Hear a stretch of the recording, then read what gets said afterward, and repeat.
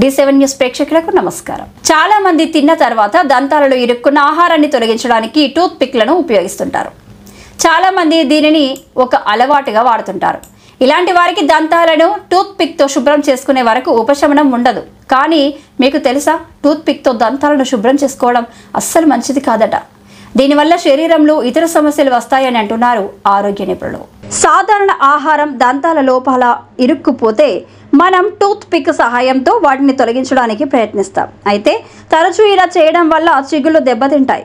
తెలియకుండానే చిగుళ్ళు గాయపడి రక్తస్రావం అవుతాయి. దీనివల్ల నోటి లోపల బ్యాక్టీరియా ఏర్పడుతుందని నిపుణులు అంటున్నారు. ఆ బ్యాక్టీరియా శరీరం అంతా వ్యాపించి ప్రమాదాన్ని కలిగిస్తుంది. నిపుణుల అభిప్రాయం ప్రకారం రూట్ కెనాల్స్ ఉన్నవారు దంతాలను శుభ్రం చేసుకోవడానికి టూత్ పిక్స్ను ఉపయోగించకూడదు. దీనివల్ల దంత సమస్యలు పెరుగుతాయి. ఆహారం దంతాలలో ఇరుక్కుపోతే వాటిని గోరువెచ్చని నీటితో బాగా పుక్కిలించడం ద్వారా శుభ్రం చేయాలి. ఇలా దంతాలను శుభ్రపరచడం వల్ల బ్యాక్టీరియా సమస్య కూడా పరిష్కారం అవుతుందని, లేదంటే తేలికగా బ్రష్ కూడా చేయవచ్చు. ఇలా చేస్తే దంతాల్లో ఇరుక్కుపోయిన ఆహారం తేలిగ్గా శుభ్రమవుతుంది. ఇలాంటి మరింత ఇంట్రెస్టింగ్ న్యూస్ కోసం చూస్తూనే ఉండండి D7 న్యూస్.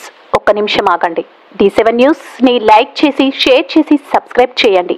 D7 న్యూస్ నిరంతరం ప్రతిక్షణం.